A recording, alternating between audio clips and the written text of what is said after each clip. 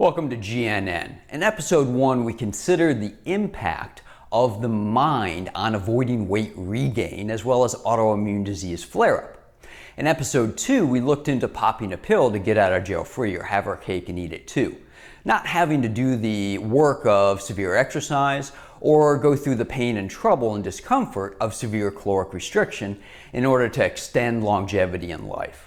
In episode 3, we considered the concept of diet variety and how, although it's pushed as a key concept of diet quality, variety in the Inuit Eskimo populations, as well as the Maasai and many other groups historically, has been low, and yet we have evidence to suggest also low at cardiovascular disease and other conditions, really bringing into question how important diet variety is to our health. And today, in episode 4, we're going to consider bacteria, oral bacteria, and their potential impact on the Alzheimer's condition. Bacteria. Bacteria. Look, there's bacteria. Bacteria. Bacteria. You might not see them, but they're there. So bacteria can be very beneficial or harmful, and they're found throughout the body. In the oral cavity, when they travel outside that region, the oral-related bacteria can infest the heart and create damage, including increased risk for cardiac failure. Only recent news has suggested from the studies that the impact of oral bacteria to the Alzheimer's process or other forms of dementia might also be quite extensive and substantial. Alzheimer's disease is a neurodegenerative disease that really erases the patient from their own understanding and acknowledgement because of an impairment of the ability to interrelate present and past-based memories and experiences.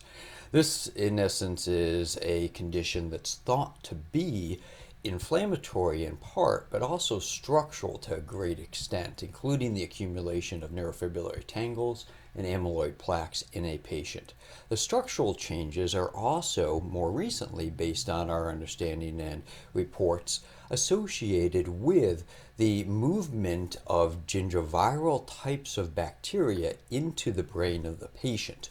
And as a result, oral gingiviral infection might be an underlying cause, or at least an agent that increases the severity and extent of neurodegeneration. Now, as shown here, we do find that in the animal studies, not only does the gingiviral infection spread throughout the brain, but we can actually stain and co-localize it with amyloid plaques and tau proteins, suggesting that there might be an interrelationship between those hallmark features of Alzheimer's and the bacteria themselves.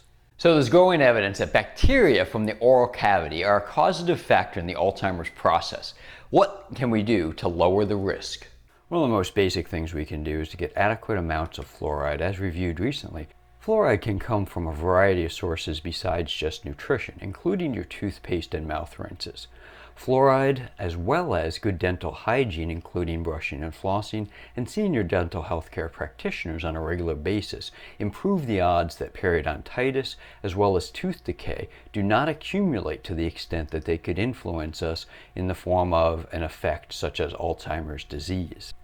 With growing age, we also find more and more factors like diabetes and stress, as well as throughout our lifetime, potentially drug use and smoking influencing the overall integrity of the oral cavity. And love it or hate it, physical activity is an additional factor that can lower one's risk for periodontal disease. So there are many factors that influence one's risk for Alzheimer's disease, including those that impact the oral cavity. From a nutritional perspective, thinking beyond fluoride is very important. Minimizing exposure to colas and cleaning the oral cavity after having things like nuts, seeds, and dried fruits, because they are very adhesive and cohesive. In other words, they stick around for a while and ferment in that oral cavity. Cleaning it out can be a very important aspect to management. In addition, we have a lot of other variables that may, to a lesser extent, impinge upon the oral cavity, but still, to a great extent, have an impact on Alzheimer's disease risk. So in our episode 2 GNN video blog, we mentioned coffee as a beverage which can influence our health in a very positive way. Brought to us by BeingPatient.com is a news release describing how a study with 1,409 people that went on for 21 years observed that those who drank 3 to 5 cups of coffee per day were 65% less likely to develop dementia compared to those who drank 2 cups or less. And we also have studies suggesting that garlic can help with memory. Alzheimer's disease studies specifically and memory impairment studies with garlic pills don't really show much efficacy about 50% of the time, but raw garlic, both in the animal and the human studies, seem to help us at least stabilize cognitive function. There are many additional things that we can do to lower our risk of Alzheimer's disease, including embracing vegetable consumption 2 or 3 times a day, focusing in on consuming berries but removing red meat to a great extent from our diet, embracing poultry and fish, having the seeds and nuts and beans consumed on a regular basis, while avoiding fried food and, of course, those wonderful pastries and sweets. And then perhaps even embracing a glass of wine or some other alcoholic drink once daily. Alzheimer's disease is not only difficult to prevent, but it's also very difficult to detect. And that's why for today's HackerBosch Hot or Not item, I bring you news related to the long-awaited blood test for Alzheimer's disease.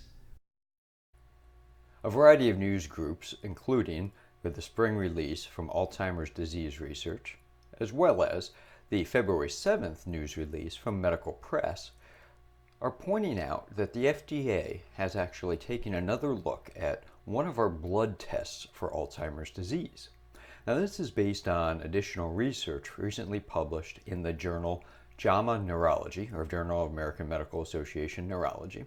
And the research points out that the correlation between our biomarker in the blood and Alzheimer's disease, based on a PET scan comparison, is one that correlates with about 90% accuracy. The exciting information, of course, has to do with C2N diagnostics, and these are the individuals who have gotten the FDA breakthrough status as a preliminary test for our Alzheimer's process. So I call this one hot. The blood test seems to be making headway, and as a result, it's a very exciting piece of news indeed.